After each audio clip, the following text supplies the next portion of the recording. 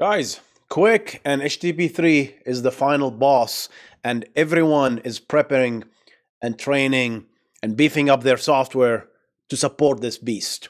HAProxy is no different than Nginx, no different than Caddy, no different than Envoy, Linkerd, Cloudflare, even client libraries like Cloudflare Quiche, whatever that thing is called, and other Rust libraries. I think it's a Rust library. But yeah, everybody's preparing for this, and HAProxy is one of them. And I want to go through some of the features that are available in HAProxy 2.3, which is one of my favorite proxies, guys. If you don't know, check out the video I made about HAProxy. It's one of my favorite. Why? Because I really like the project management behind community behind the HAProxy, because they have a very clean goal of what they are trying to support in this beautiful proxy.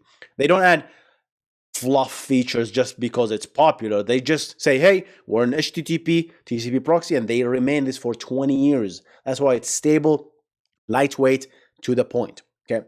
Now, obviously, it is, since it's an HTTP TCP proxy, it is a little bit behind compared to Envoy, compared to other proxies. Why? Because they don't have a UDP listener. Okay, so it makes them a little bit behind to support QUIC and HTTP3. Because why? QUIC is on top of UDP. So let's go through what they are trying to do in the 2.3, what they have done, and I'm gonna go through the things that I'm actually interested in. There's a lot of stuff that actually don't particularly interest me, but I'm gonna link this in the description so you can go through it. Let's grab a beverage, sit down, relax. Let's go through it. Connection improvement, one of my favorite things. Let's zoom in so you guys don't yell at me. Every time you yell at me that I don't zoom in enough. Okay, connection improvement. So what have they done to the module of the connection? Right. Contributors have been preparing HAProxy for QUIC and HTTP3. There's been quite a bit of low-level work, which we think, of course. The connection layer was optimized to reduce the number of syscalls, and several debugging entries were added to help us better spot anomalies. We always do this, right? When we want to identify new feature, we add as much logging as possible so we can identify if things are taking slow. We try, we're making this call 100,000 times. Can we, in a typed loop, can you move it above and do it once? Things like that, right? So this helps any backend engineer, really. So like these kind of things that they do is nothing new, but something like best practice. Listeners have been reworked and related structures have been reorganized to better suit the new design. File descriptors are no longer manipulated by a listener layer, and everything needed to register a QUIC protocol based on UDP should be in place. So they're talking about QUIC. I don't know if they support native UDP listener as part of this effort. I hope they does. They does. I hope they do, because UDP routing is proved to be a valid use case. Like, I mean, what if I want to do a WebRTC? I building my own game and I want to do just random UDP routing. I'm going to use HAProxy. Why are you not allowing me to do that? Not just for QUIC, right? Anything else. DNS. I don't know why you want to write DNS, but sure you can, right? Apart from changes targeting HTTP3, HAProxy now gives you more control over the Linux TCP Keep Alive feature. So TCP Keep Alive lets the Linux kernel know when a peer on the other end of a connection has stopped responding and that it's safe to close the idle connection. Because how do you know if the other peer is alive or not? You have to send some sort of prompting, right?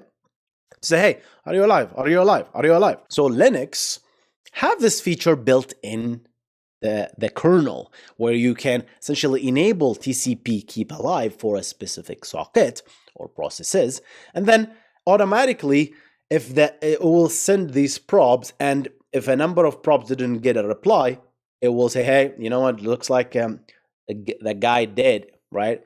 Let's just close the connection. So what did HAProxy do? HAProxy in previous releases allow you to enable this TCP keep alive feature that is in the Linux, but apparently it didn't allow you to play with the default values. So you are stuck essentially with the defaults. Like, hey, you only get this much props, and after this much interval, you're done.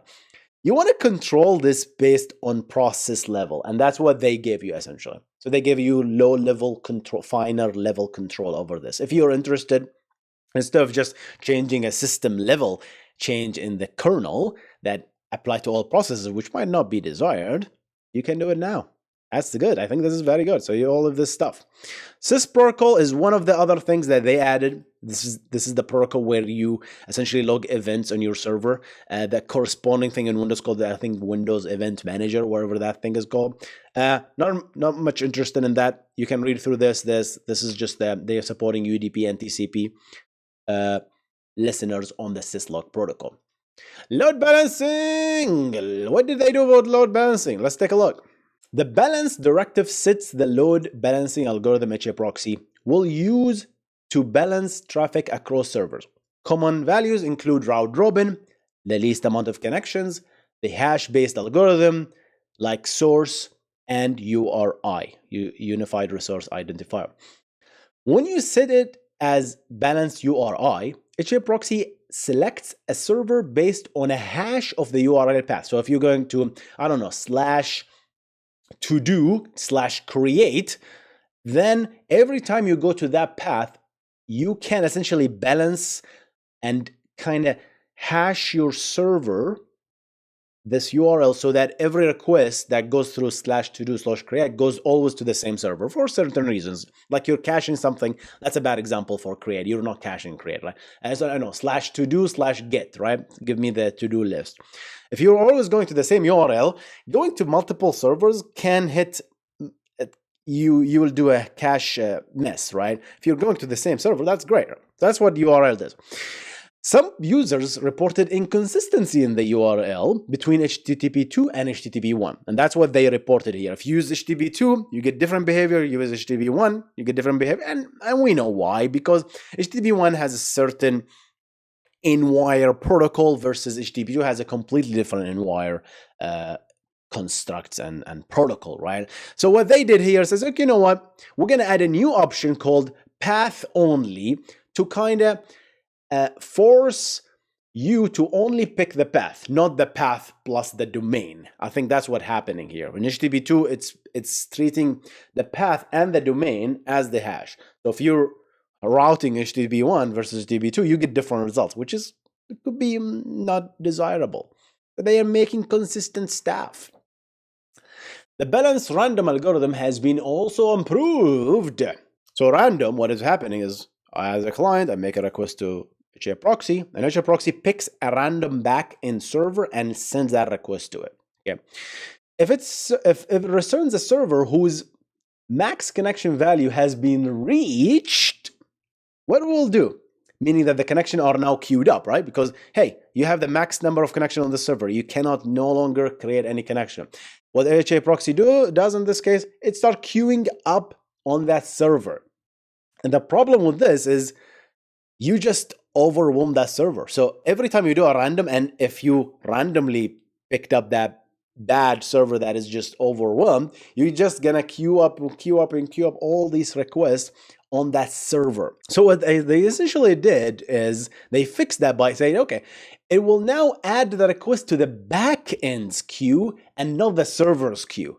So the server's queue is the physical machine on the backend. Well, it doesn't have to be a machine. You get my point. The physical server that you're hitting, while the backend is the logical construct that HAProxy have, right? If you say, hey, go to this backend, and this backend can have multiple servers. So the queuing is now moved up a higher level. So if that server is maxed out, it just go to another server because it's a higher level. We're not stuck at that server level queuing up. That's good.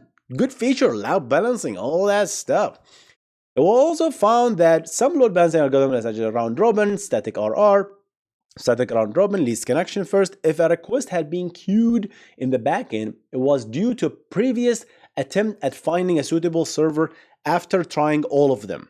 See, so they were doing the work to check all of them. Say, hey, is it good? Is it good? Is it good? Well, none of them is good. Let me queue that up, right? And when the minute you queue it up, if another request comes, you just did all the work again to check all the servers. So the engineers optimized this so that if the condition is met, the next request will skip the part where each server is tried and instead go directly to the backend. That's a nice optimization. You gotta agree on this one. In a test environment, this change increased the request rate from 110K to 148 RPS, request per second, for 200 saturated servers on the 8 threads. Good stuff. The least connection algorithm has been improved to take the queue length into account when dispatching requests, right? So that if the queue is already filled, I'm not going to dispatch extra information there. That's good. That means this, if the server has a lot of queued requests, we won't hammer it with extra connection. Essentially, just guys, what can we learn from this stuff? We can learn a lot, right? Thinking about, first of all, monitoring and just looking at your behavior of how the server, how things work. That's why I always scream at backend engineer, guys, you gotta understand how your stuff works. You can't just treat it as a black box, because when you understand, you can improve. If you don't understand, if everything is magic to you, we hate magic on this channel, right? We're anti-magic, right? Even in Dark Souls, I never play as a mage. I only play as a steel knight. That's what I do. We hate magic. We don't like magic. No to magic. You gotta understand everything. Anything that you're interacting with, at least. Cache this ka. Cache. What did they do in the cache? HAProxy introduced a small object cache in 1.8. I didn't know that, by the way. That allows caching of objects up to tune the buffer size. So whatever the buffer size, that's the maximum thing. For what? A purpose is offload fetching small files such as fav icon, this stupid fav icon which nobody uses, JavaScript, CSS files, static stuff. You can store it in HAProxy. Remember, guys, HAProxy is not a web server, and they make it very clear that they are not a web server. They support these small things for you to make it a little bit convenient, but they are very clear, and I really respect that. They are focusing on being a proxy because that's a huge, big task, right? You can be both a web server and a proxy. That's fine, but the amount of work is technically doubled. There is a lot of work that a web server is doing that the HAProxy or the proxy is doing is not definitely always overlap. That's a lot of work. If you find a bug here, you have to fix it here. So much complicated stuff here. Although it also lends itself well caching dynamic content for a short duration, such as news, announcements, message stuff. So it's very good, right? What did they do? Version 1.9, we expanding the idea by increasing the maximum heap object size to 2 gigabyte. So you can store an object up to 2 gigabyte. I don't know, it's like you store a movie. That's kind of an overkill. And increasing the total cache size to 4 GB. All right, so you can which can be defined using this. Nice. HAProxy 2.3 continued to build on this and add support for expires header, which instruct HAProxy how long it should cache the response. Because it makes sense, like caching is the worst. Caching stuff. Now we have to deal with when do you invalidate the cache? How long should you keep it there? Is this thing still fresh? All this stuff. HAProxy already supported the control cache HTTP header. The cache also now supports e-tags, which I talked about right here if you're interested to know more about that. E-tags, if none match, all that stuff.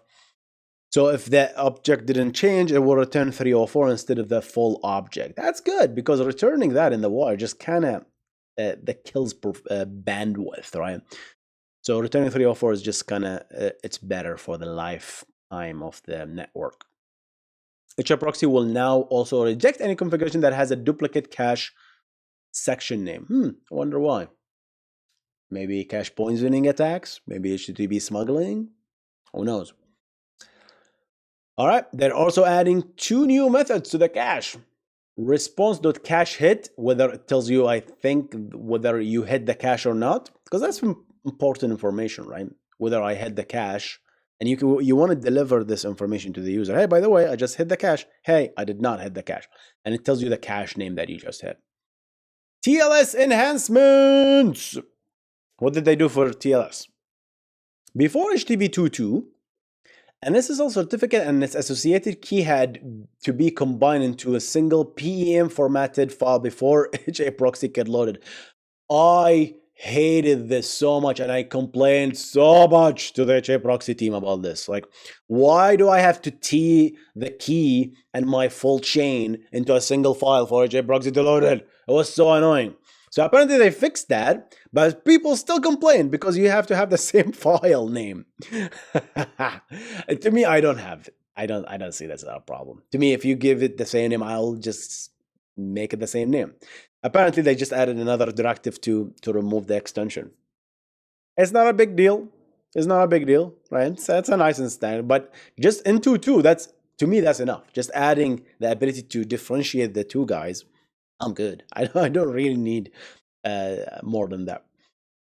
A very powerful but infrequently used feature of HAProxy is generate certificate. Oh, I didn't know that they can generate certificate. Can they connect to, like, Let's Encrypt? It looks like I don't think so, but it connects to a custom CA certificate, right? Which allows HAProxy to dynamically generate SSL certificate when provided with a CA certificate and its private key. Obviously, we don't have Let's Encrypt private key, so that's out of the question. But that's just allows you to, I guess, if you have like a Kubernetes cluster and you have your own CA, that would be a good suggestion. Let me know in the comment section if you like this stuff. This is good stuff. HAProxy can encrypt connections to backend server using TLS and also populate the host name sent in the TLS SNI extension via SNI field on the server line. So I talked about SNI, guys. If you're interested, check out the video right here. Server name indication is the ability. Essentially, here's the problem, right? If I have a website and I host it on a domain, usually for the longest time, that domain points to one IP address. So a single IP address to us serves one website only.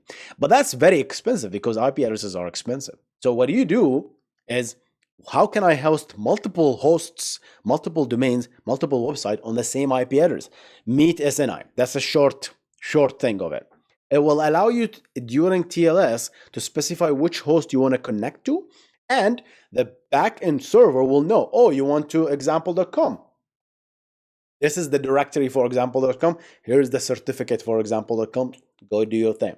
Oh, you want to go to HusseinNasser.com? Here's the thing. It's the same IP address, different domains. You can do that, right? What does HAProxy do in the backend? I'm talking about front end. In the backend, when you connect in this way with SNI, HAProxy has the ability to reuse connections to the backend servers, right? We talked about that many times. You create a connection. It's nice to reuse the connection as long as it's going to the same server. Because reusing connection, the idea of pooling, beautiful, right? I don't have to create a new connection. However, that is only true if you are not using SNI in the backend. Because if you're using SNI, that connection was created to go to that domain. Yeah, it's the same server, but it's a different domain.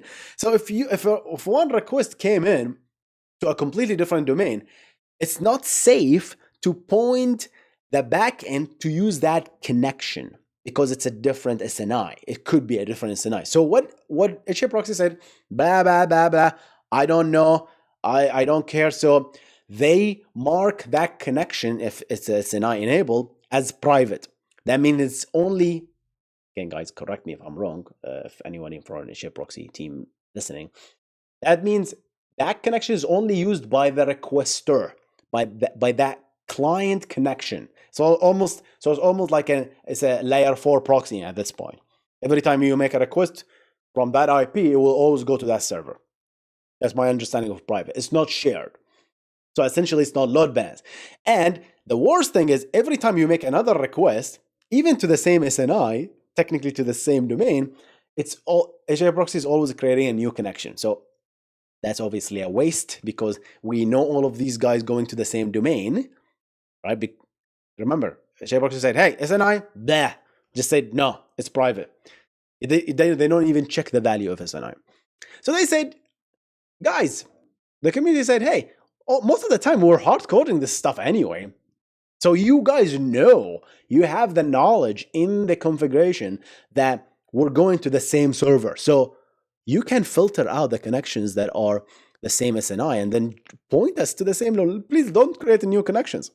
So this release allows reusing the connection that hardcode the SNI backend. I know this we're in the weed, but going to the weed onto these things makes you appreciate the work that those people are doing. It's a lot of work. Everybody, man, they are doing so much work. And my job as your host, the Backend Engineering Show here, is just to kind of open your eyes to the work that is being done instead of just randomly using it. And yeah, just giving the engineers some love. Love to you guys. Love to the HAProxy community. Observability, I don't care about this stuff. But essentially, you can read through this. There's a lot of observability stuff. They added a lot of observability. OpenTracing, if you're into kinky microservices, you can do OpenTracing, sure thing. What else? What else? I think that's it, guys. That's what I wanted to talk about. All right, guys, I think that's it. I'm not going to go through the rest of stuff. I'm going to link it below for you. But that's what I wanted to talk about. Very, very interesting changes. Hope you enjoyed this video. And guys, my name is Hussein, and I discuss backend engineering this channel. So if you're interested in stuff, subscribe, hit that like button, check out the other content on the channel, and I'm going to see you on the next one. You guys stay awesome. Goodbye.